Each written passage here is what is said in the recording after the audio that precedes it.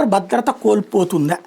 తాజాగా డాలర్ తన భద్రమైన హోదా కోల్పోతే అమెరికా వినియోగదారులకు నష్టమే, రుణ రేట్లు పెరుగుతాయి. ఇప్పటికే వార్షిక ఆర్థిక ఉత్పత్తిలో 120% మేర ఉన్న అమెరికా ప్రభుత్వ రుణాలు అధిక రుణ రేట్ల వల్ల మరింత పెరుగుతాయి. ఇది జరిగితే ప్రజలు డాలర్కు ప్రత్యామ్నాయాన్ని వెతుక్కునే ప్రమాదం ఏర్పడింది. ఇప్పటికే ఆ దిశగా ప్రయత్నాలు జరుగుతున్నాయంటూ ఓ పెద్ద కథనం సంచలనం సృష్టిస్తోంది. తాజాగా ఇప్పుడు ఓ పక్కన డాలర్ని దెబ్బ కొట్టేటటువంటి ప్రయత్నాలు చైనా చేస్తున్నది, రష్యా చేస్తోంది.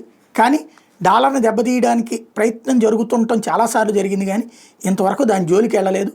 కానీ ఒక మౌత్ పబ్లిసిటీ క్రియేట్ చేసి డాలర్ పడిపోతుందని చెప్పి బంగారం వైపుకి టర్న్ చేసే ప్రయత్నం చేస్తున్నారు. ఇది బంగారపు వ్యాపారుల మాఫియా చేస్తున్నటువంటి వ్యవహారం. తాత్కాలిక హైప్ క్రియేట్ చేస్తున్నారు.